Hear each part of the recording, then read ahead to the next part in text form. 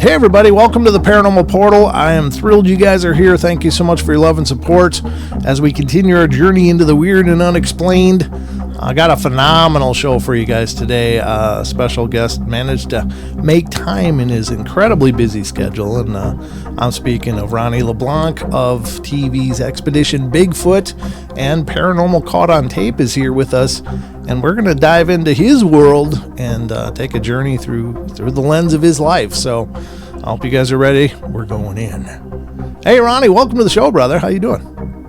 How you doing, bro? Good to see you. It's great to see you. For a little background, ladies and gentlemen, Ronny and I met last year at a conference, and we had a ball. We had a lot of fun. We were pretty close to each other. Right Demographically, we're not demographically, but our tables were very close. So we had a lot of laughs throughout the course of the conference. But it was really cool to meet you and have a chance to sit back and talk with you and get to know you a little bit. There's probably a million questions, and I know you've done a million interviews, and my last ambition is to repeat every other interview you've done, but there's the elephants in the room we got to get into. And one of which is, how does a person who's passionate about these subjects, how do you make that gap into TV world? I mean, I know you've told your story about your, how you got into it, having childhood experiences and stuff a million times. So yeah. I'm trying to avoid those questions, but I am curious about that. I mean, that's quite an accomplishment to go from a person who's researching and passionate to actually getting a national voice, an international voice. Yeah. It's a great question. It's funny where, I started watching, as everyone was watching Ancient Aliens and these different shows, and I'm like, all right, who is this guy? How did he get here? And you look at these experts that are authors or researchers, podcasters, what have you. Mm-hmm. It's like I want to do that, and for that whole time growing up, this is the type of material I was reading and devouring. So I kind of looked at that like, oh, that'd be kind of cool to do that. I never really sought out to write a book that kind of came from these different experiences and circumstances. And everything's been a strange journey where doors have been open and people you meet along the way, you're definitely getting help to get to these certain levels. But once the book had come out, then it was like, okay, now what? Because I had published it myself via Amazon, and now you had to learn how to market this. And I came from that world doing digital advertising, marketing and sales, and working for agencies. So I had kind of a somewhat of a game plan. The two things that I wanted to happen, and they happened within a couple of months, which was wild, is I wanted to get the book into the hands of Nick Redfern, so that way he could review it for Mysterious Universe. Mm-hmm. And then I wanted to get on Coast to Coast, and because I knew those two things would really help to kind of push it forward. And it ended up, Nick actually came to Leominster for a UFO conference that we were both at. So he read the book, reviewed it, actually did the back jacket of the book, which I was blown away by, and then doing Coast to Coast, which was hosted by Jimmy Church, and so that really helped to push it forward. But it was a lot of time of doing talks at conferences and doing them for free and just kind of putting in the work and getting your name out there. And the big thing is I knew too with search engine optimization that you got to get your name as people are Googling Bigfoot from Massachusetts, am I popping up to that kind of stuff. So there was a bit of a strategy to help launch the book and then the podcast. And then that just kind of put me on the radar based on the stuff I was talking about. So when I got this, we talked a little bit before we started, I talked to my wife a week before I got the phone call to join Expedition Bigfoot to fill RPG's shoes. I had told my wife I was all done with this stuff and kind of pursuing it because it became a part-time job on top of my normal job, and I was still trying to manage a family and all this, and it wasn't yielding fruits, let's say, to help pay the bills or things like that. It was just more time away. And then I get that phone call, and that someone had gone down. They need someone to come in and explain that this was an expedition first, a TV show second. And my wife just looked at me like, that's the universe calling, like millions of people, and they called you, like, you're going, this is happening. Yeah. And so I had her blessing, and that's been a big piece. And everything, I think, has just been, if you follow your passions, you discover what your path is, even though you might have to forge it. It may not be there. You might have to whack some weeds and stuff to kind of cut through. Yeah. But if you're doing the right thing and you're doing what you're supposed to do on this planet, I think the universe takes care of you. And I feel that's what's happened for me, is just kind of following my truth of what I feel is what I'm supposed to do, even though it might seem insane to certain people. But it definitely has been a wild ride, and I wouldn't change it. I wouldn't change a thing. And I'm curious what the next 5 years is going to look like. But yeah, it's been wild. It's got to be incredible, and having become familiar with you and of course following you on Facebook, I don't envy your schedule, because it's incredible. You're always hopscotching all over the map. I mean, you're doing conferences, and it's wonderful, that you get out there, you're able to talk, you're able to have a platform to share your ideas and views. And of course, the Monsterland book is incredible. Thank you. But yeah, I mean, you're right. Having an amazing partner that is willing to help you achieve these dreams and to realize this vision is incredible, and that's wonderful. It's been a blessing. Yeah, for sure. Speaking of Monsterland, I got to tell you, I've read through a little bit of it, and I was kind of blown away. Now, truth be told, I bought it initially just because I had come to know you at Vernal, and I was like, oh well, I want to help support what he's doing. This is really cool. And thank you. Yeah, of course. And you signed my book a couple times, and that was really cool. I remember that.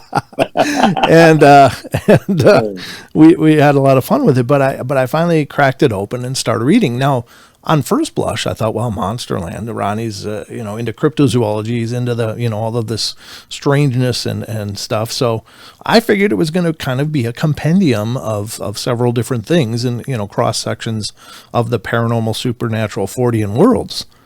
I was incredibly blown away when I got into the narrative of what Monsterland meant, and that it's a place that you are very, very intimately familiar with, having grown up near there. But all of the strangeness and weirdness in this microcosm of incredible events, I mean, that really took me off guard, and it's amazing. What I've read so far is absolutely amazing. And since the original book came out, the second book that came out in 2019, the white cover, and it has since, there's been more craziness. 3 years ago, prior to us moving to our new house, which is on Elm Street, right next to the forest, and we had bought another state park. My wife and I had a Thunderbird sighting. Actually, two of them. They were what would be more, I think, described as, say, like a dragon or a phoenix. Wow. They were made of like plasma. So these orange orbs that I talk a lot about, that people have seen, these balls of fire, the Foo Fighters. Sure. It was this type of material form, and this was the size of a bus, reddish orange, and it was chasing after another one that was green that was the size of a bus as well. And they were moving like dolphins swimming under the ocean, and it was the most insane thing we've ever seen.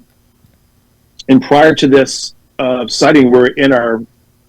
And what happens, I feel like the universe has this Alexa. If you speak out loud, you want to have a UFO sighting, or, oh, I wish a Bigfoot would cross the road. It's like, here, hold my beer. And then something happens.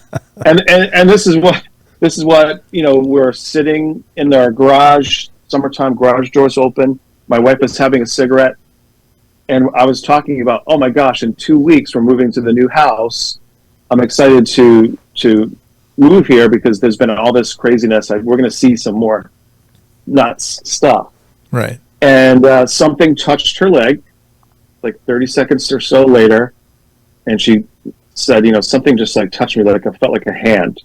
It happened again a minute later, and then the third time it felt like she said feathers brushing against her leg. Wow. And I said, I think someone's trying to get your attention. Let's go outside. I just had that overwhelming feeling. We get up, we walk outside, start walking to the house, we look up, and that's when we see those two Thunderbirds. Now, they were completely silent and alive. It was incredible. They fly out of view, and then I had the feeling of don't go anywhere, there's more coming. And so we waited, and then sure enough, here comes this green ball of light, the size of like a beach ball, maybe a little bit smaller. And I was talking about in the book of Ezekiel, it talks about a wheel within a wheel. Mm-hmm. And so that's what we were seeing. This thing was like glow, like brightening up, and again, completely silent, follows those two, goes out of view. And then my wife finally has the notion to pull out her cell phone and start filming.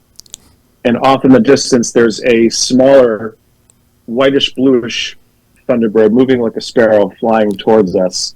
Wow. And low enough for you to see. And so she films 12 seconds of this. It's on my socials.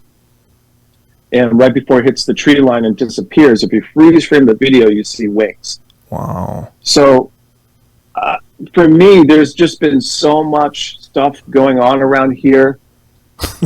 It just seems probable that there's a portal. Right. There has to be something, an opening. They're coming from somewhere, and they seem to be imminent. Like someone just sent me a photo yesterday of this orange ball of light that they see every morning as they're passing Route 2 by the old military, the old Fort Devens Army base, which I've discovered recently too that the CIA and the NSA was stationed there, which I still believe they're there. Sure. So people are seeing stuff all around there. In Switzerland, they have CERN, sure, which is a Hadron Collider. And what people don't know is they're actually building the world's largest right next to Monsterland at Devens with MIT, with it's a fusion reactor type. They're working on nuclear fusion, and it's with the Department of Energy. So there's some interesting things that are happening around here, and I do feel the reason they selected this location is because of the strangeness that's going on. Yeah, That's my gut feeling. Right. It seems that, in terms of locations, like military bases and scientific establishments are sometimes peculiarly situated near some of this strange hotbeds of activity. And I mean, how many stories are there of, service people seeing Bigfoot or Dogman or whatever around the bases? Yeah. And so you got to wonder. I mean, it couldn't just be dumb luck, although maybe whatever they're doing is triggering activity too. God only knows, right?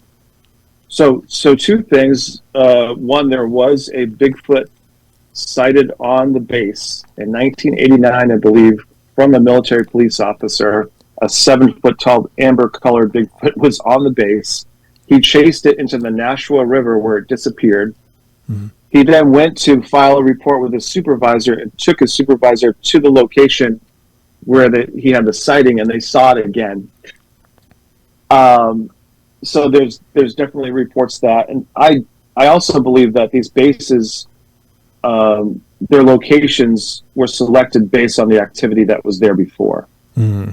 Right. So it is interesting now. There's a report from 1958 of a course of, I think, 6 to 8 hours or so. There was like 7 or 8 orange orbs that were hovering over the military base, and they didn't know what these things were. And one of them was a metallic sphere. Uh-oh. And so we were seeing reports of those things dropping and landing all over the world, falling out of the sky. Sure. And I think today's significant too, right? Where the Vatican is about to announce something about how to deal with paranormal and supernatural phenomena. Have you heard about this? No. They're supposed to make an announcement today about something. I just feel like they know a little something. Maybe that there's something coming. I don't know, but I find that intriguing. Yeah, God only knows what's in their archives anyway. I mean, who knows? They might have keys to the universe in there. There's certainly a lot of stuff. A lot of the, Lou Elizondo and some others, UFO, they pointed to the fact that the Vatican holds a lot of these secrets because it does, I think, infringe upon Christianity and a lot of the major religions of what these beings are. And if you talk about angels and aliens is quite close for me, and demons, what have you. Mm-hmm. There definitely seems to be a spiritual element here, but I'm not one where it's like this good versus evil situation. Right. But I was brought up in the church, and I don't know, you start to kind of see that it's the yin and yang. One needs the other for the whole thing to be held in place, the polar opposites type thing. Yeah, yeah, it is really crazy. Excuse me. I find all of this absolutely fascinating. Obviously, I cover so many things throughout the scope of the show, but I want to get back to those Thunderbird sightings because I think it's incredible. Now, that's one of those phenomena. Of course, goes all the way back to the First Nations and probably before. But what did you have? Did you think it was a physical thing you were seeing or an energetic thing? Was it possible? Go ahead. Excuse me. It was visible. Like my wife was seeing the same thing. If it was just me, mm-hmm. I would wonder if I was getting some kind of mental projection or something like that. But she was seeing the same thing. And Brent, it was, I kick myself on a daily basis that I didn't start filming immediately upon seeing this, because it was just, and I think I had said to her too, I go, what are we on the set of a science fiction film? It's effing crazy.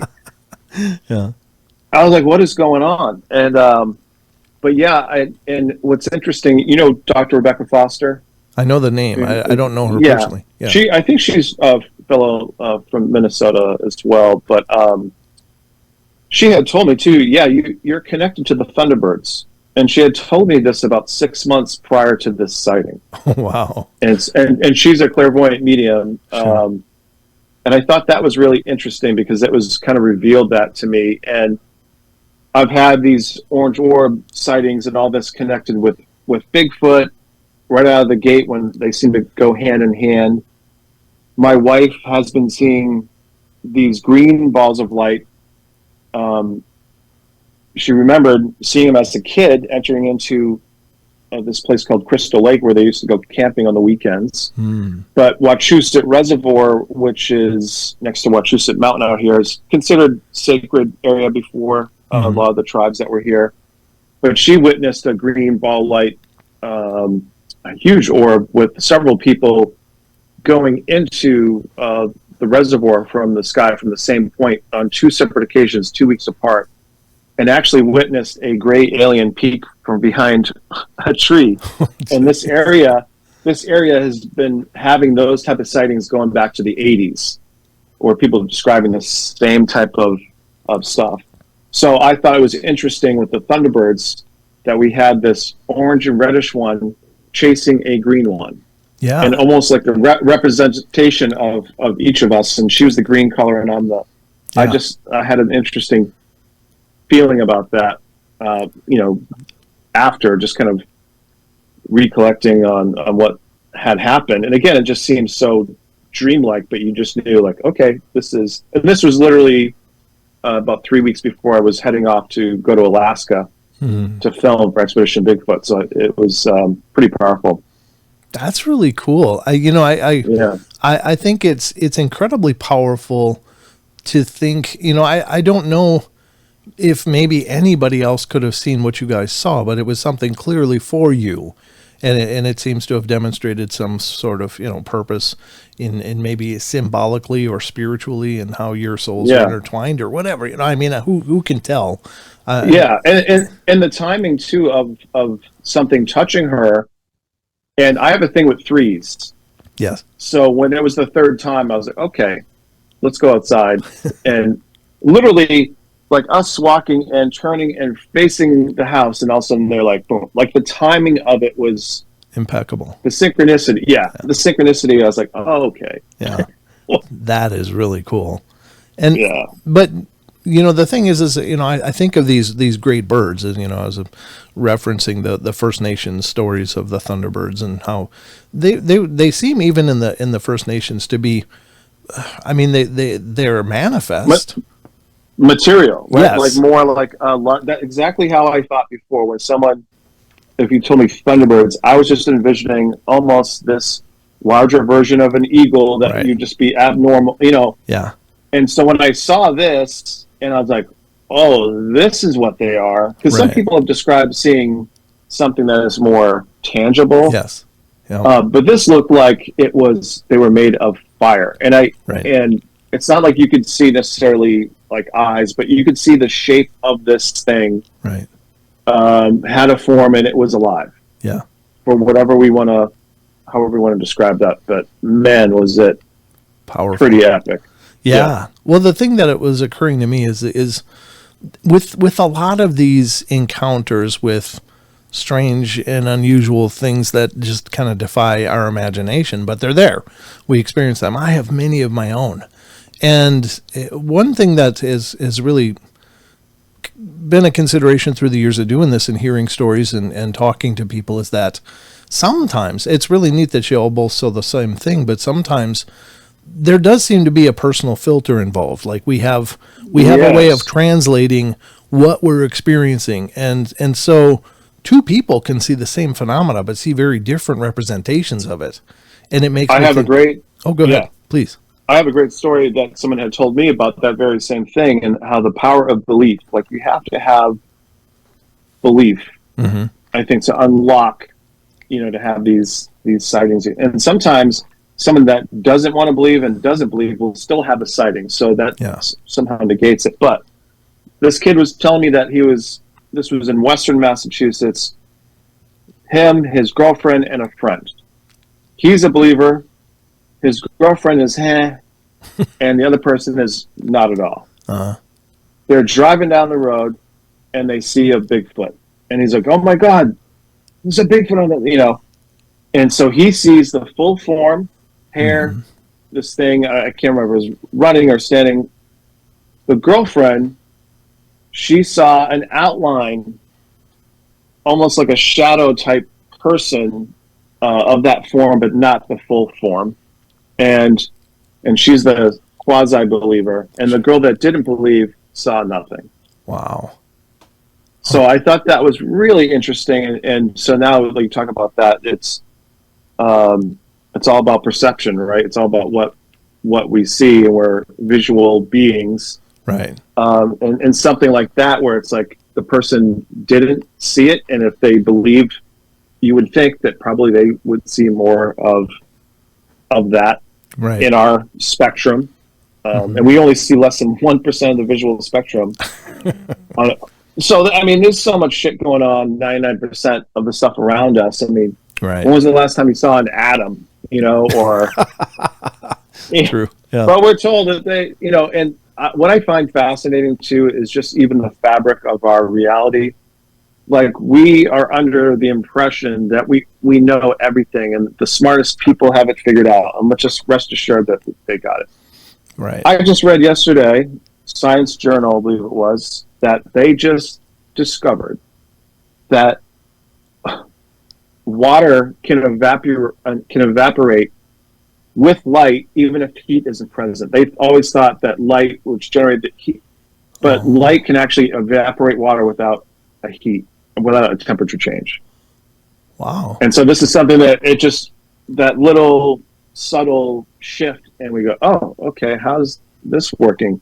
Right. Even taking and they don't understand this. I think it's an air bubble underwater. I forget what it is, but then suddenly this light forms. They don't know where this light is coming from. Oh. So there's just so many things. You get the double slit experiment, and then you have to have the observer for reality. So you have all these things that you start to go, okay, what is going on? We've all experienced deja vu and these different things. I've noticed my dreams are getting a little bit more intense. And actually, I woke up, and I won't say specifically what this was, but I've been trying to make a decision about something, and went to bed. And in my dream, I was figuring out this situation, and then had kind of made a decision in the dream. Mm-hmm. So when I woke up, I had this confirmation that I knew what I had to do, because the dream world confirmed what I have to do in the physical world. Yeah. And I was like, okay, I'll accept that. So, and that's something that's always interested me, the Native American way of life, but understanding and growing up in the church that there's a spirit world mm-hmm. that we don't see, the unseen world that does interact with us and seems to participate in our daily lives, and in people that have passed on mm-hmm. are still communicating and interacting with us in real time. Tells me that they are in another place, that consciousness doesn't just evaporate, that right. It kind of goes on. So I do believe that we're in some sort of a school here. Yes, me too. Like, hey, absolutely. Yep. These are the things you have to kind of figure out. And I just found that talking with people, making people laugh, learning from other people about things, different ideas, that's what this is all about, is just starting to understand that we're all connected, the karma's real, all these different things. You start to, and you look at the older generation, and what are they talking about on their deathbeds? And it's not, I wish I worked more. That's not what they're saying. Should have mowed my lawn better. Yeah. Oh, it's so close to green. One thing, and I've got a pet theory. I hope you don't mind if I bounce it off you. Please, because please. I think that you are incredibly knowledgeable and well researched in this, and as well as, I think that you have a lot of spiritual insight. I've been coming to believe that we often think of the paranormal, supernatural as these things that happen to us. They just occur and they happen to us, and we're these powerless observers. But I really believe that in some form or fashion we are facilitating these events. And let me just kind of spell it out for you a little bit and see what you think. Now, again, getting back to what your example of the person who had seen a Bigfoot, another person saw the form of a Bigfoot, and another person saw nothing at all. And these are three people observing something in the same space, but they all had very different experiences. So what occurs to me is that we are probably on some level facilitating these experiences through our filters and through our beliefs and through our manifestation into this plane of reality. And perhaps, where we get things like, you get stories of phasing Bigfoot and, these aliens coming through walls and stuff. And perhaps we are actually traveling or at least adapting to their vibration. It could be because a lot of times people see Bigfoot in the forest. Well, when you're in the forest, you're in this maybe more of a theta state of mind, more of that hypnotic state of mind. Yes. And you are more open, and you're just in this receiving mode. And suddenly a big hairy being comes out, and so there you are in this moment. You're perceiving it. It's perceiving you. You're both in this maybe a quantum entanglement of some sort, and then the shock sets in. It's like, oh my God. Well, suddenly you're out of that theta state and the Bigfoot melts away, And so, and the reason I like this theory personally is because it feels incredibly humbling and humiliating to think that we're somehow these powerless, ping pong balls popping, and these other things have complete control, and we're just at the whims. But maybe we are facilitating it, and that to me is empowering, that we are a part of creating this circuit of experience. Does that make sense? It does. It falls in line with your higher self. Mm-hmm. These other dimensions that it's you kind of guiding yourself through these processes. And as you're describing, people seeing different things, it's almost like we're all individually wearing VR headsets, right? And we're going into the same game, but we're all seeing things a little bit differently. And we might have an upgrade where we start to see things more on this, like you said, this other vibration that we can naturally get there. Or some people just have an innate ability, the gift that they can see these things, or these things identify and know that this person has a receiver that can. And so that's what I feel happens to me at times. Doesn't happen all the time, but I do feel like I get recognized by these things that he's open to this. Like he's sending out this signal, you know, and I'll give an example. And Sir David Attenborough talks about the discovery of flowers that they actually emit this low negative electrical charge that we can't hear, but they put up this, you know, connected a sensor to it, and they discovered that the bees, the honeybees, emit a positive charge, and they're literally, that's how they find each other. And when the bee lands on the flower, it stops sending out that signal, but the pollen literally jumps. It doesn't get caught onto the feet. It literally jumps like a magnet from the flower to the bee, and the bee flies off, and then that flower stops emitting that electrical charge. And so I think that we do, you know, we're bioelectrical beings, right? Sure. So we're emitting a frequency out there, and your frequency, the resonant frequency thing where you connect that, I think they can pick up on this, the Bigfoot. I also think another discovery that I learned of this year is they talked about that humans actually glow. Yeah. We can't see it with our eyes, but imagine if a Bigfoot has this capacity to see, if they are interdimensional, let's say, but even if they're at a higher state where vision, like certain animals are just can see ultraviolet light, etc. We must look like flashlights walking into the forest to them and be like, this guy ain't hiding, he's glowing, I can see him, you know? Yeah. Oops. So I think of that kind of stuff, and I don't know, I looked at the researchers that have been doing this for such a long time, whether it's UFOs or Bigfoot cryptozoology, that they just come to this conclusion after 50 years of research and boots on the ground, and like, there's something interdimensional going on here. Yeah. I'm going to listen to them. I'm not going to try to like, well, let me start from the beginning and see if I can. I want to learn from what they've done, from their mistakes, right? And just pay attention to. Yeah. And I guess I just have more of a conviction because of my personal experiences that have pushed me. Even kind of, people ask, how has your view changed with doing the show and what Bigfoot is and what it isn't? And I say it's only been solidified, right, from those experiences that there's something else going on with these things. And again, you listen to Native American stories and what they say these things can do, and yeah, it's incredibly interesting. And I unfortunately I'm just cringing now because I really, God, we're gonna run out of time before I run out of talk. And please, let's rock.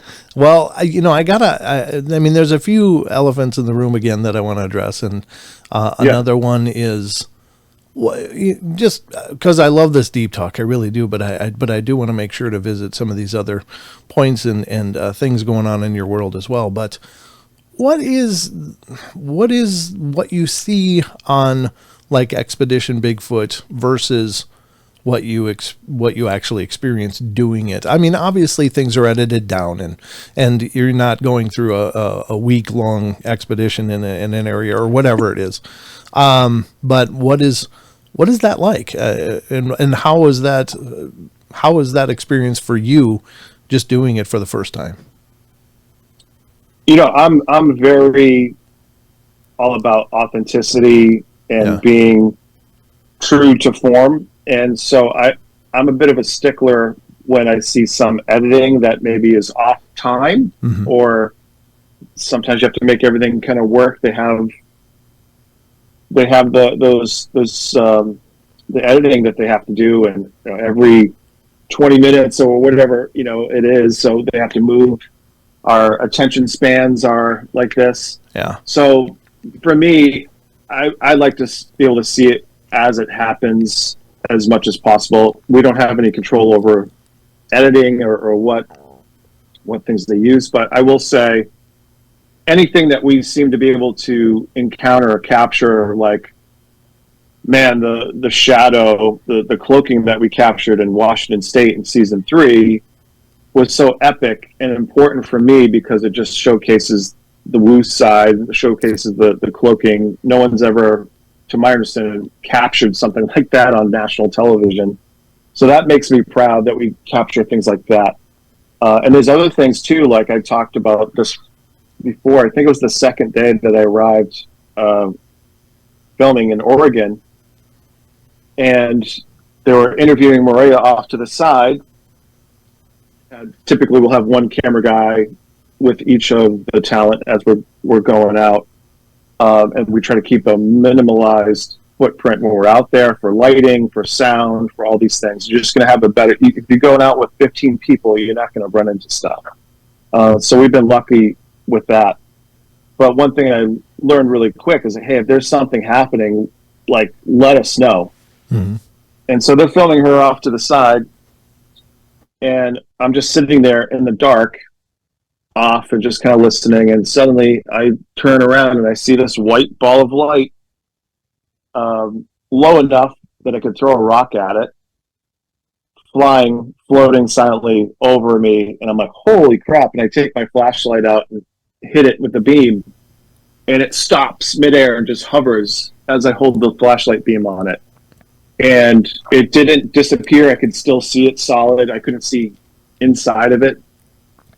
And I was like, kind of like looking back, I don't know if I should scream to them to come. Like, I got this amazing orb, and I didn't know what to do. So I shut off the flashlight, and it then resumed, and it just continued to go and over the mountain.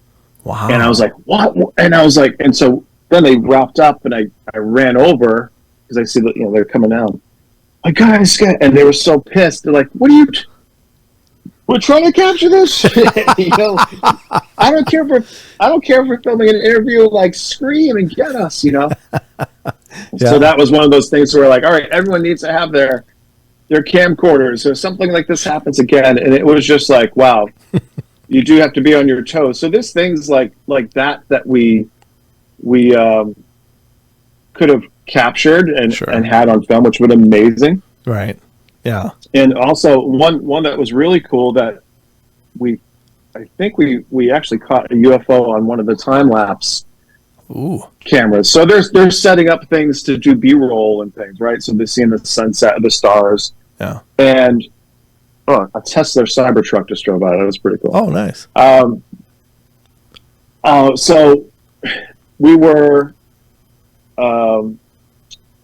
It was pretty incredible. We were getting ready to. I think we might have just had a meal and we're eating and we're getting ready to go back out. Uh-huh.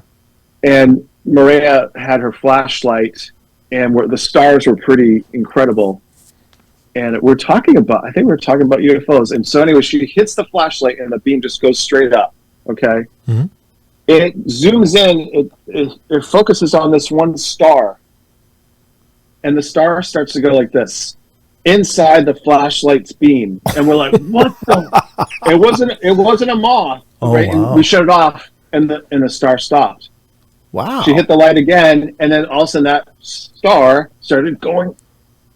But what was so weird is the fact that she just hit the light right there, and it just happens to be in the beam and then do this performance. And it was the craziest thing. And I remember she was looking like, what the? I'm like, that's a freaking UFO, Oh, wow. But that's something that we just didn't even get on camera, that we didn't even talk about. So some of those things that I really think should be in there, and a lot of times the network doesn't like to break the fourth wall, as they call it. Sure. But we started to, that started to crack because, Russ and his cameraman, Zach is such a big personality. He's no longer with the show now. He's actually working with Mr. Beast. Oh, okay. But I didn't know that. Yeah, and he's a showrunner for him, which is pretty awesome. Yeah, good for him. But he became kind of a character, so to speak, because he represented it. He was like, Russ, what are you doing? Like, where are you going, man? Like, and he really is generally gets freaked out when he's out there. But he's from Kentucky. He's from the woods. But those things you're capturing, those are real. People see like that's you. Like, yes, I'm not. People like, you're an actor. I'm not an actor, man. Like, what you're seeing is me. Like, with the book, everything I talk about, these are all real experiences. And yeah, I'm a weird dude. I don't know what's going on. Something's following me, man. Help me out, people. No, but it's just, I think people are kind of amazed that this stuff is going on. Right. But there's a lot of people that have had experiences that are very similar, and they're starting to kind of go, okay. Like, I just met I had 60 people come to a talk of the library in Gardner, about 15 minutes away from here, and we're right smack dab. They know this area, Monsterland, and people are like, I had several people talking about experiences and things that are coming up to their house and different sightings that they're seeing. Mm-hmm. And there's a lot of stuff that's going on right in suburbia that people would be blown away to realize that's going on. I think that's a great takeaway too, because a lot of times we think we have to go like to places in order to experience things. But I do paranormal investigating as well, looking for evidence of ghosts and on hauntings and stuff. But I happen to live in a home. This home is pretty active from time to time. It's gotten pretty peaceful now, but when we first got here, it was kind of pumping, and you just don't know. This stuff is not on a schedule. It just it happens when it happens, for whatever reasons it happens that we can't even begin to fathom and understand. But it's incredibly powerful and profound, and it just these moments. It'd be nice if they were scheduled, because imagine the show you could put together then, right? Exactly. And that's the one thing that I find really intriguing with doing TV. They don't expect things to happen. Sure. Right? They're a lot of them are like, okay, let's record the process of what you would do if you brought in this piece of tech, Mm-hmm. And so at the very least, they're like, at least if nothing happens, we're getting this. Right. But we've struck gold quite a few times with the show and capturing things happening like that. Yeah. And I do think, if you can be in the right areas where there's a lot of that activity, mm-hmm. you have a higher probability of having things happen. Yeah. But I also feel that, the fact that these things, in my opinion, both UFOs, Bigfoot, a lot of these other cryptids are interdimensional, that they can essentially materialize anywhere. It doesn't have to be out in the woods. It can be right in your house. Yeah. So a lot of people talk about doing a night investigation in the forest or what have you, and actually encountering a Bigfoot type experience or encounter, and then go home, and then suddenly they're seeing shadow people in the house, and these orbs are flying around, and you might equate it to something that's more of a poltergeist, but it seems to be coming from the woods that, and maybe it is that same thing, and they are seemingly more spiritual, because there's different researchers that talk about some of that stuff. Mm-hmm. I've experienced the mind speak, but the other way. So we started having rocks, which I had no idea. We had rocks hitting our shed in the backyard. Every time we would be out there, it'd be like a little rock would just, and I was kind of like, the acorns aren't falling yet. So I just assumed maybe like, I don't know, a squirrel up top eating something. Sure. I didn't pay attention to it, but this was going on for a couple of weeks until my wife was out on the porch, and our property abuts Barrett State Park. So we literally have a forest right to the right of us, and Leominster State Forest is right down the road. Oh, nice. And it's awesome. I walk out of my driveway, and I have a trail and go right into the woods. We have a brook that runs through the back. It's like a Garden of Eden. We have a waterfall down a little ways here. Wow. But she's on the porch, and we have a chain link fence so we can see into the woods. And suddenly something was crashing through the woods. She was hearing branches breaking, and it was just like something large. And she was on the phone with her sister, peering in there. She couldn't see anything, and she's yelling for me at the same time to come outside. Like something's happening. Like she's expecting to see a bear or a moose or something. And suddenly a rock comes flying out of the woods and hits the shed so loud that her sister can hear it on the other side, and it actually makes like this hole in the shed. Oh, jeez. And so I come running out, and she's telling me something big. I was yelling for you, something big is back here. I can't see it. I don't know where it is, but a rock just came flying out of it and hit the shed. I'm like, what? So go over there, and I see the hole in the shed, and she said it didn't like arc over. It came like straight, like a major league pitcher kind of thing. Oh. And I was like, oh, okay. And so then it dawned on me, like, wait, this has been happening for a couple of weeks now. Like, the rocks, like, no way. Looking around, it could be a kid, of course, but we have where our backyard is set up in the woods. It's very you'd be able to see somebody through right there. They can't escape that. It's very swampy in the back. Sure. And so I'm looking around. I don't see anything, and it dawns on me. I'm like, hey, you know a remote viewer, Chris Duncan. Why don't you send him a note and see if he can zoom in right now in the backyard? So I was like, I texted Chris Duncan, who we had on the show. He's a test pilot for Space Force. Wow. He's worked on black projects for the Army, and he's a remote viewer. And so I texted him, and he responded, and I said, hey, can you do me a favor? I go, I think we're having some Bigfoot activity in my backyard. Can you zoom in? Here's my address. So giving him coordinates like they would do with the longitude and latitude. Sure. And he's like, yeah, let me check it out. And so kind of waiting, I'm looking around, and I see him respond back. He goes, yep, you're on to something. I'm like, what? Yikes. And he goes, there's two of them. He goes, there's a juvenile that's cloaked, that's throwing the rocks, and there's a parent that is standing by watching this, and they're trying to engage with you, I guess. I'm like, okay. And for me, I believe in remote viewing. I believe in the cloaking. Even that for me was like, yeah, right. Like, what? You know, it was hard for me to accept that, even sure. though, you know, I'd be the first to be like, yeah. So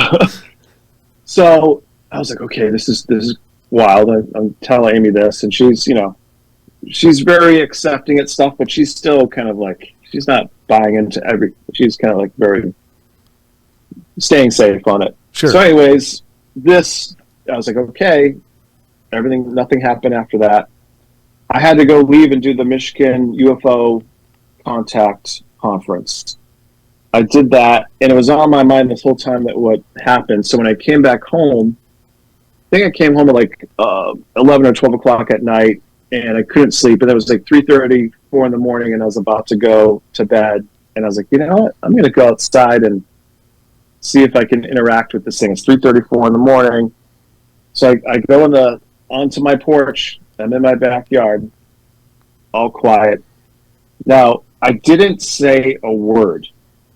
I just, with my mind, I was like, I'm going to try something, and I'm going to project and see if this thing is real, right? So I mentally just said, okay, if you're real, throw a rock at the shed right now. And this, again, using my mind, just projecting this out. Sure. And I said, right freaking boom, a rock hits the shed. Jeez. Wow. Brent, I haven't felt this too often. A wave of like energy and fear literally started from the top of my head and worked its way down my entire body. Like I got poured with a bucket of liquid, and I was like, holy shit. My daughter, the top floor, my second oldest daughter, opens the window, and we had talked about all this. We're pretty open with the kids of what's going on. Sure. Dad, I heard that. I heard it.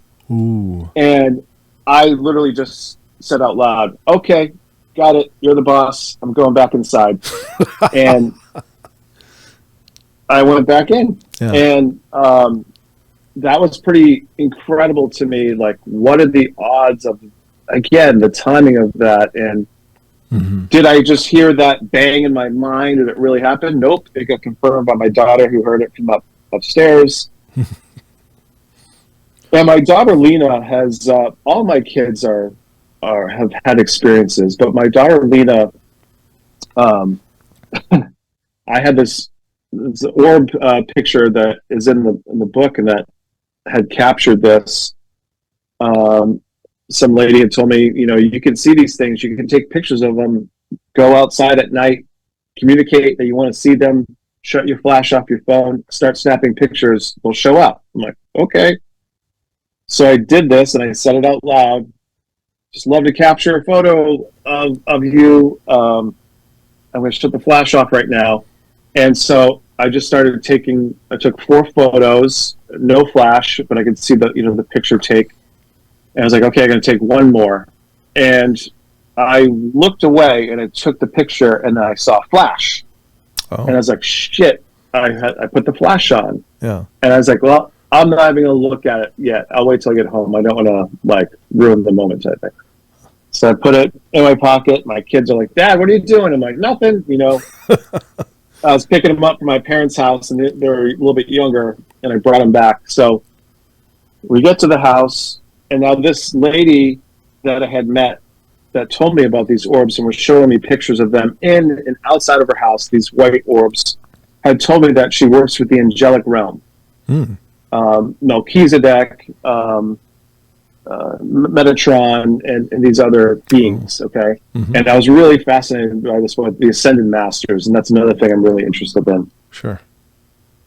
Became friends with her, she communicated this, whatever. So I get to the house, kids right inside, I pull up my phone, and I look at that 5th picture, and it's an orb that's streaked across this screen. Wow. And I captured it, and it looks like, it's like stretched all the way, like it just literally zoomed right in front of the lens perfectly, right across. Wow. And so I sent that to her, and I sent the message, and I said, I captured one, it worked, what you said to do. And she goes, whoa, she goes, I just got your name 5 minutes ago. She goes, typically, I'll hear, they will say your name. Sometimes it's just the first name, but they said Ronny Leblanc. And she goes, when that happens, within 24 hours, that person will get in touch with me, or I'll run into them. And she said, within 5 minutes, you called me. Wow. And I was like, whoa, that's wild. Yeah. And again, it was a very energetic, crazy experience. Well, it didn't end there, because my daughter Lena's in the kitchen. And as we're standing there, I look in the doorway, and suddenly this light being appears. The form of a head, shoulders, torso of the brightest white light appears in the doorway, like comes on and then basically turns off. And I'm like, oh my God. And Lena, my daughter, was standing right next to me, goes, Dad, did you see that? I go, you saw that? I go, what'd you see? She said, I just saw what looked like an angel, like a light being. I'm like, oh my God. Wow. And it was incredible. It was incredible that we saw that together. And again, tied with the orb and her talking about the angelic realm. And I was like, oh, this is real. Yeah. Like, this is real. So, and it's funny, like me telling that story, it's like kind of reminding myself, okay, there's bigger things at play. There's other things that may be orchestrating things. Yeah. That was incredible. But one thing that just came to mind, the idea of manifesting things, right? Mm-hmm. I remember, this is how into Bigfoot I was. My wife was working, and I had the little kids, Asia, my kids were like 5 or 8 or something. And this was at our old house.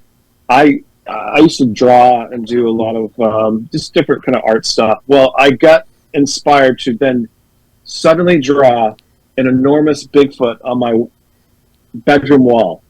I drew it out like enormous, like life size. Sure. and I did it with a pencil, and then I was like, oh, we're gonna do a little project with the kids. Let's paint. So the kids were like kind of painting and stuff. Asia drew a tail on it, which actually looked like a penis. So I had to paint that one over. But so my wife gets home and opens the door and literally like shrieks, like she thinks something's in the room and sees this huge thing on the wall. She's like, "What the hell are you doing?" But it became like a funny thing where people would come over and want to see this thing. But I called it Sully the Sasquatch, right? And it was a little bit more like kid friendly for the kids. Sure. But one of my friends was like, "Dude, you're manifesting something by doing this. You know, like you're giving this thing, this photograph, almost this image for it to actually come into play." And I kind of thought that was interesting that we had a lot of activity at the house. I think prior to that, there was stuff going on, but that might have had some kind of a play of kind of creating things to start happening. But yeah, I had no idea there was stuff going on around my neighborhood in this area until I started digging into it, because people just don't talk. They don't, and there weren't any books or things written about this, any videos. So it was really like starting to peel back. But I think there's a lot more of these type of, we talked about earlier, these microcosm of activity all over Indiana and different places too, that I'm hearing from residents that there's a lot of stuff going on. Yeah. And maybe that's being amplified a little bit lately because of things that are starting to happen. I don't know. Right. Yeah, I think you're right. I think we're in one of those, we're in kind of a transitional state where it seems like more people we're kind of outgrowing that old, it's like trying to wear old shoes that are way too small and they just don't fit anymore. And you just you got to break away. And that's kind of like the paradigm. It seems like we're shifting out of that paradigm. Like it doesn't fit anymore. We're not okay with that status quo. We're I mean, maybe by virtue of us being these spiritual, energetic beings, we are programmed, for lack of a better term, to expand and to grow and to learn, and we can't do that in the frameworks that were set out. I've many times I've said, and I'm not patting myself on the back, but I think this is really true. Oftentimes people regard this weirdness as, well, that's just where things glitched. That's just where things went sideways. But I think these are the breadcrumbs. These are the breadcrumbs leading us to higher understanding, because things are being demonstrated to us that aren't supposed to be able to happen. And so obviously there's a huge paradigm shift going on when, with experiencers and with other people that are just looking for knowledge. Like they don't know why, but it seems like we're on this trajectory to move beyond a lot of these dogmatic principles that have been containing us and our spirit for so long.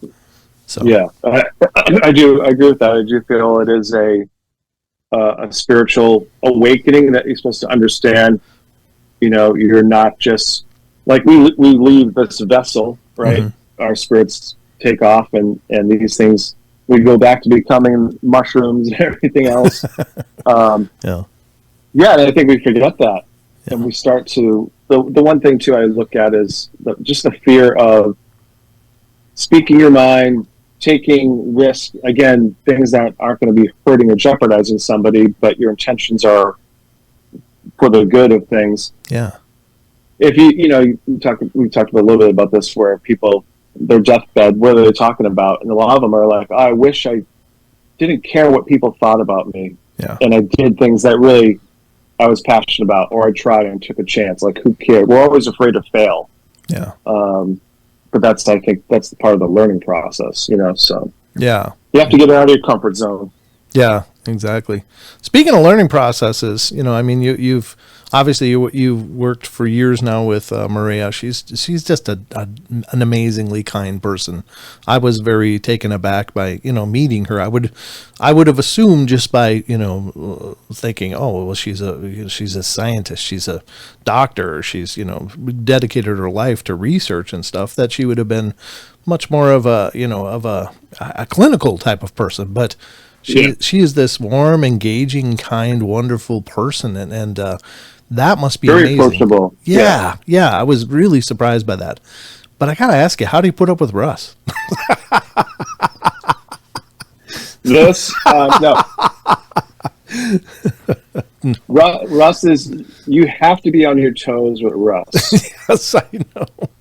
On the wit side, because he can whip out some really funny things and some of the what we call the dad jokes. Yeah. And also he'll tackle you. He'll punch you in the ribs. It's like a big brother, yeah. I gotta say, the conference before I met you, Russ and I were kind of going back and forth, and he's a practical joker. I didn't really know that about him. I know he's got a quick wit and he's funny, and he's a fantastic guy. But I was sitting there watching the speaker and stuff, and suddenly he comes up behind me and kind of gives me like a shoulder rub, and I was like, oh, hey Russ, how's it going? He's like, good, pats me on the back and then walks away. And I'm standing there watching, and suddenly I'm going to walk away, and an old lady said, excuse me. I'm like, yeah. She goes, you got a bunch of paper towel hanging off your back. You know what's so funny? What? Literally, as you're saying that, Russ just texted me. We summoned him. It literally just came up. Yeah, just another fantastic guy. His ears must be ringing. Yeah, exactly. He's a good dude. He'll shift the energy in the room. You know what I mean? He'll come in, make you start laughing. Every time I see him, big bear hugs. He's not afraid to tell you, "Hey, I love you." He's a good dude. Yeah, he really is, and it's really such incredible chemistry you guys got going on with having these different, as we were talking before the show, different lenses that you're examining this amazing phenomena with, and it makes for compelling instances. And I've been watching the show for years. I'm behind, but I watch when I can squeeze in some time. I definitely love sitting back and watching what you guys had done. The Paranormal Caught on camera, I think, is pretty fantastic too. I do love watching that. Again, with those kind of things, I don't know if basically what goes on in the front end of that, but there's a whole internet full of alleged videos and proof and stuff, and are they pretty careful about what they vet before they create the show? They are. I mean, they're always trying to get videos that are picking up steam and viral. They do have to license these videos. Sure. There's times like we'll get a list, typically anywhere from 7 to 8 videos per episode to review. And there's just in this last batch of videos, there was one in particular that I was like, I'm not commenting on this one.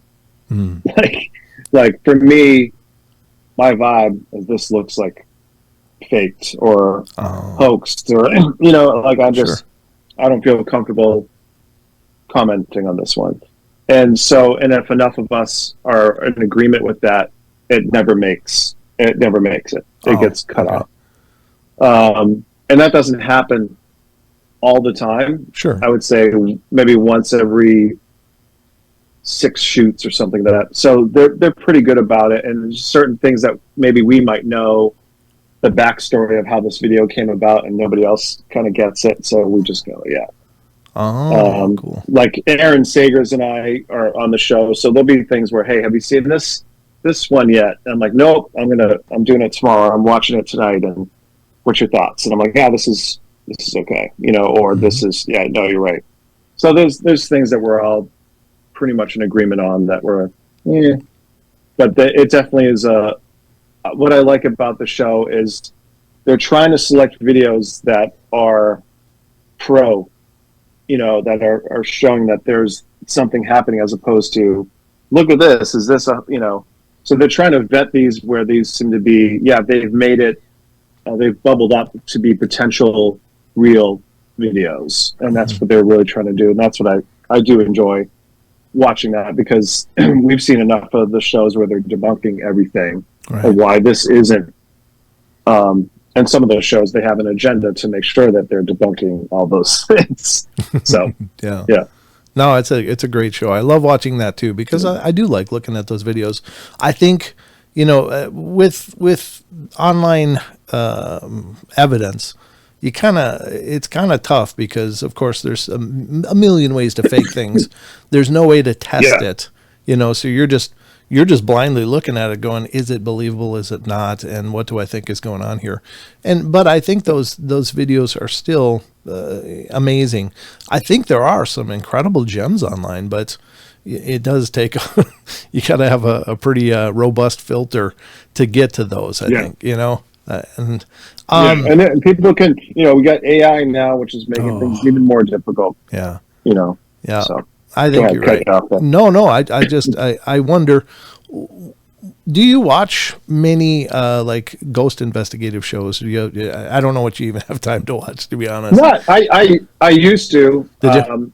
One of the things that, and I talked to Jason Haas is a buddy of mine from Ghost Hunters, and this last summer we had like 4 conferences in a row every weekend. So we were going out to dinner and with the wife and everything.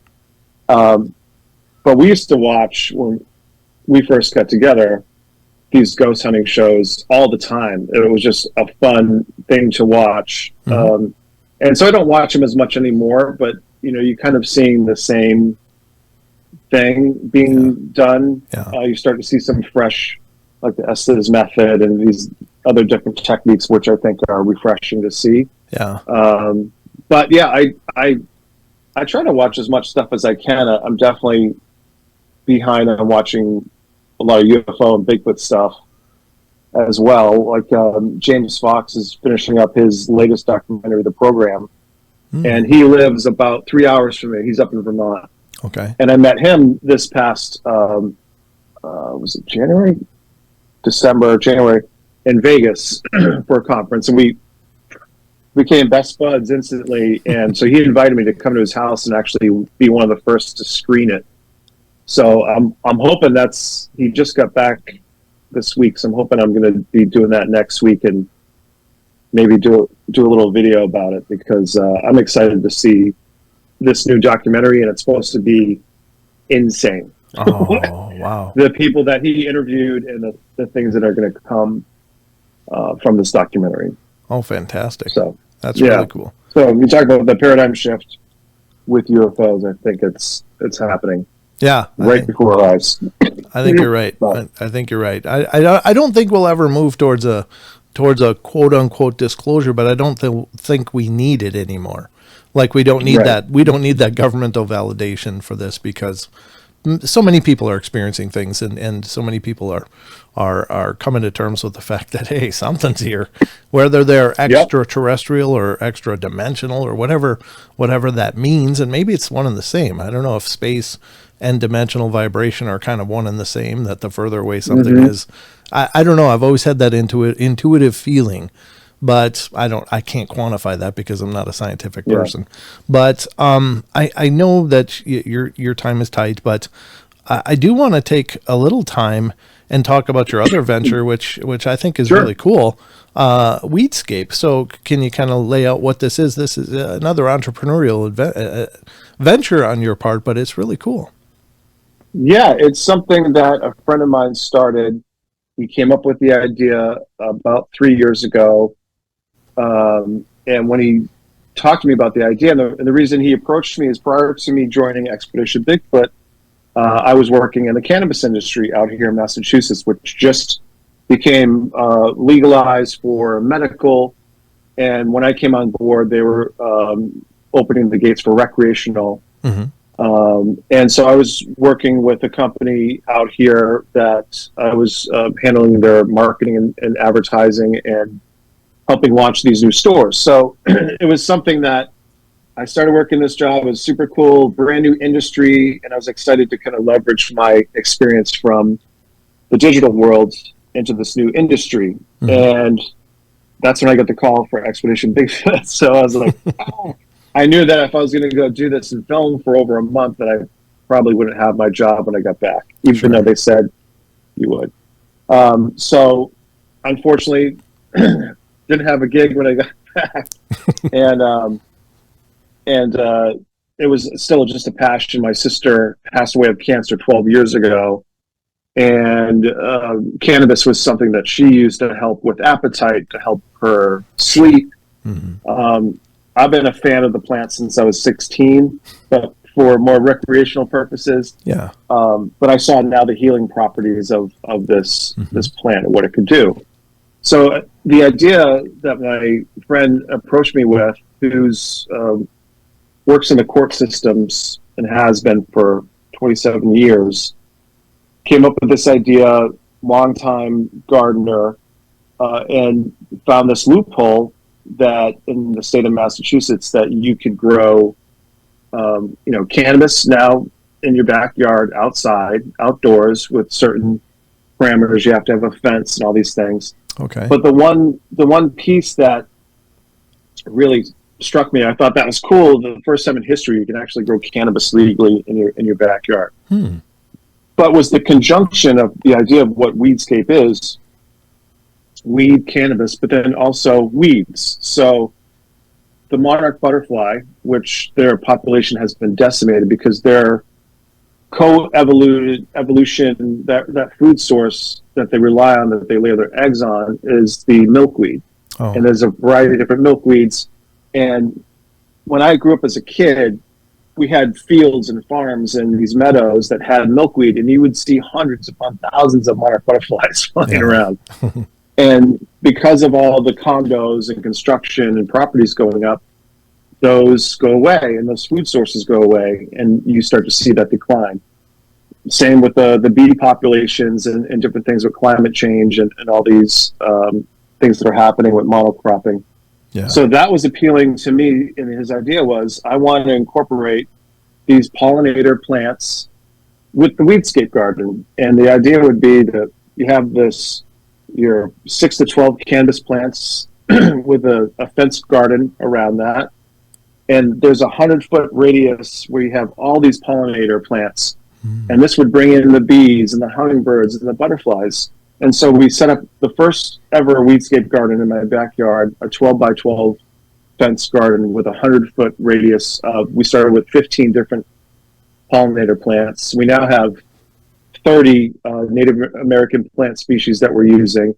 We actually have a greenhouse, a company that's growing a lot of these for us. So we get them as plugs so we can go in and actually put these in. Oh, cool. And so the idea is that we're trying to be very discreet, where you'd have a Suburban pull up to your yard, your house. There's no like branding or anything like that. We would set up the garden. We plant the seeds. We have a geneticist, this guy by the name of Kyle, who's the VP of horticulture for one of the largest dispensaries in Massachusetts called Garden Remedies. And so he's a part of Weedscape, and actually has gotten genetics from Spain and different areas, strains that no one has ever had before we have, cool. that are meant to be grown in New England and New Brunswick in this type of weather. So they're acclimated to the climate. And the idea would be, so say you're someone, hey, I have trouble sleeping, or I have anxiety, or you might have a variety of different things. He will find the strains that will work with your body chemistry to actually help you sleep. You take this strain, and it doesn't have to be that you're smoking a joint or doing a bong rip. These things can be then turned into edibles and chocolates and different ways, other delivery methods that might be considered more healthy. Sure. And it's pretty amazing. Like his dad had back surgery and got addicted to opiates. And the way to get him off of that was to use these edibles and had more CBD and not so much, so there's all these things that you can do. There's over 9,000 different strains, and they're creating new ones by cross-pollinating. I mean, it's so like lab focused now. It's pretty insane. But we just think that, cannabis should be for the people. It should be easily grown just like tomatoes. Sure. We shouldn't have to then go and buy this and then pay tax and all this other stuff. It definitely helps our states and the cities and things like that. But I think it's not a threat what we're doing. No one's done this before, which is pretty cool. But it's also not a threat to the industry by any means. I kind of equate it to learning to brew your own beer. Right. You're still going to go out and buy a 12-pack. Yeah. But you're actually going to enjoy growing your own cannabis. Like last summer, I had so many bees and butterflies and dragonflies flying around my backyard and all these birds.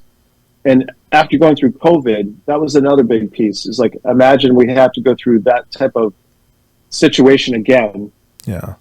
If you don't have the woods like I do, but if you had something like this where you can create this little ecosystem in your backyard, that you actually can go and sit with nature, and it's pretty cool. And it's been a fun process when we harvest in the fall. So we have a bunch of friends come over, and everybody gets something to take home in a couple of weeks once it dries. It's kind of fun. that's really cool, and what a great concept. Again, I mean. Honestly, the usage of plant medicines is as old as civilizations or, people. Yeah. And 6,000 years that we've seen evidence of cannabis being used as inflammation remedies or different medicinal properties. Right. And now even, hemp. Pretty amazing. There's 50,000 plus uses for hemp. They're talking about, hempcrete. This concrete that you can't, things that you can't even burn. Yeah. They're using hemp for areas that have radioactive waste or toxic metals. Oh, wow. You plant hemp and actually it pulls and eradicates that out of the soil. So pretty fascinating story too when it comes to William Hearst and these other big players in the lumber worlds that really stopped hemp and cannabis from becoming something that would be legalized in the U.S. And that's why we're seeing that change, that revision with that. Well, I think it's a phenomenal idea, and I like the idea of natural substances rather than Franken chemicals, that are often utilized in our modern societies. And I think getting back to that natural vibration of things is so powerful. And I think we don't even, we've probably lost so much knowledge through the time that our ancestors knew and relied on. And so I'm glad that there's efforts like yours to go back and revisit those and to help populate the idea that, hey, this is already something that we're very familiar with. I know that our bodies have cannabinoid receptors in them naturally. Right. So I mean, we're conditioned. I was just gonna say that. Not many people are aware that we have an endocannabinoid system, that our body chemistry is set up and designed by the creator or whoever to consume cannabis, which is from the earth. So it doesn't get more natural than that. Exactly. And the only side effect is you might like cookies a lot more. Yeah. I'm a weird cat. I'm one that I'll smoke and go run 5 miles. Really? Certain and that's like a strain that someone might smoke and be like, oh man, I'm gonna chill on the couch. I'm like, all right, I'm gonna go to the gym and I'll be back. And I use it. I don't know what it is. And it's cool. Well, I'll tell you what else is cool is that you've made the time to come on the show and talk with me. Again, I know we're already over by a bit, and so I apologize, but I don't regret the discussion at all. I just have loved this, and I know we've got miles and miles more that we could talk about. Hopefully, we can make some return visits happen if you're open to that. That would be great. I was going to suggest that maybe we do this again so we can continue the conversation. Absolutely, brother. So I've enjoyed my time as well. Oh, very good. Do you mind taking a few minutes and letting people know how to stay in touch with what you're doing? Sure. Weedscape, with your socials or whatever. Absolutely. So the company is called Weedscape. It's the website is weedscape.net. That's one thing. I actually built the website, and I need to do some more updates on that. But we started doing some library talks within Massachusetts, because that's where our business is focused right now. And we're a startup. We're just taking our time. We've been spending the last few years trying to dial that up. So I'll have updates on that, and we're on socials as well, Facebook and Instagram. Excellent. And then for me, RonnyLeblanc.com. Try to put events that are up there, but typically I'm pretty active on Facebook and the socials, and you'll see me pretty much every week. I'm doing a talk locally here. Tomorrow morning, flying out to Ohio for ParapsyCon at the Ohio Reformatory, so that's going to be a lot of fun. I wish I could be hanging out in a prison. Did it last year, and for people that don't know, this was the site where they filmed Shawshank Redemption, which is one of my favorite movies. So it's a very cool setting and a great group of people there. But yeah, I'm constantly doing that, and then fingers crossed, we'll be hopefully announcing season 5 and going with that with Expedition Bigfoot. But season 7 is now popping on travel with Paranormal Caught on camera right now. Dude, that's amazing. And where's the best place for people to find Monsterland, both books? Yeah, so you can get both books, 1 and 2. The black one's the first one, the white is the second, on Amazon. If you do want to get signed autographed copies, you can send me a message and get those right through the website, and I can personalize those for you and send them that way as well.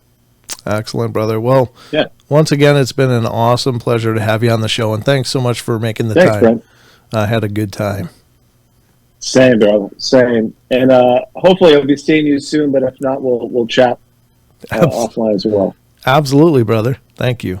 All right. Thank you, man.